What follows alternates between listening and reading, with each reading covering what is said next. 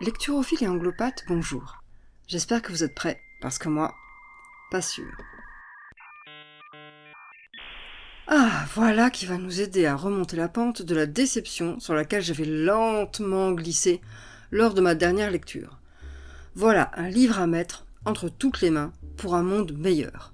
D'abord, je dois préciser qu'il s'agit d'une bande dessinée, et que malgré le pitch assez historique de la 4e de couve, cet aspect m'a paru assez peu impactant dans la mesure où l'histoire est tout à fait transposable de nos jours.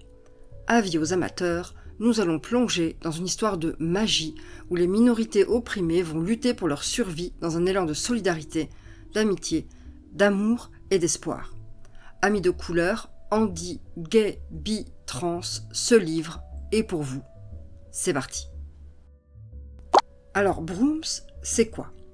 En dehors d'un bruit de moteur, en anglais ça veut dire balai. Et c'est logique puisque ça parle de course de balai. C'est donc une bande dessinée de Jasmine Walls qui en est l'autrice, et comme elle a été pâtissière dans une autre vie, c'est forcément quelqu'un de bien. Et Théo Duval, le dessinateur. J'ai apprécié de voir que la lettreuse, Ariana Maher, et la coloriste, Bex Glendinning, étaient créditées. Et croyez-moi, en BD, ou littérature jeunesse, ce n'est hélas pas toujours le cas. On a d'ailleurs ici des couleurs très douces, souvent dans les bleus, violets et roses.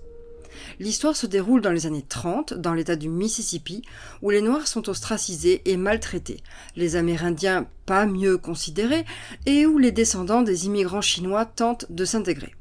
La société tente de se relever du krach de 29 et la vie est dure, surtout pour les gens de couleur qui se découvrent des pouvoirs magiques. Parce que la magie, c'est pour les Blancs. Et lorsque l'étau se resserre autour d'un certain groupe d'amis, elle décide de tenter le tout pour le tout dans un baroud d'honneur. Participer à un tournoi de course de balai totalement clandestin. Car quand on n'a plus rien à perdre, on a tout à gagner. Évidemment, ce ne sera pas sans danger.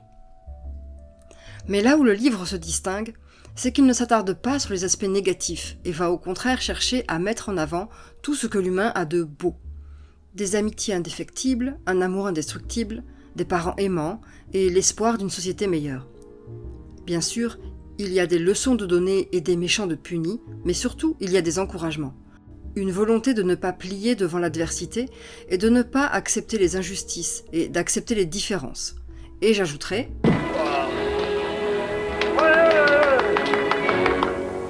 Vous allez finir par vous aimer les uns les autres, bordel de merde. Bon allez, on passe au récap.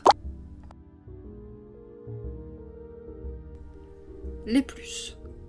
Une représentation réussie, beaucoup de subtilité, une jolie ambiance graphique, un travail intéressant sur les langues, un beau message d'espoir, un vrai travail de recherche de la part de l'autrice. Les moins. Le style graphique est un peu minimaliste.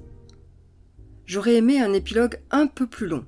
Aller jusqu'au bout, il y a des morceaux d'histoire jusque dans les toutes dernières pages, même après la fin. Peut-être que certains trouveront cette approche trop naïve. Mon feeling, j'ai adoré. C'était tout choups et plein de belles choses. Je sais, c'était court, mais j'espère que ça vous aura donné envie de le lire. Voilà, à la prochaine, et lisez des livres en anglais.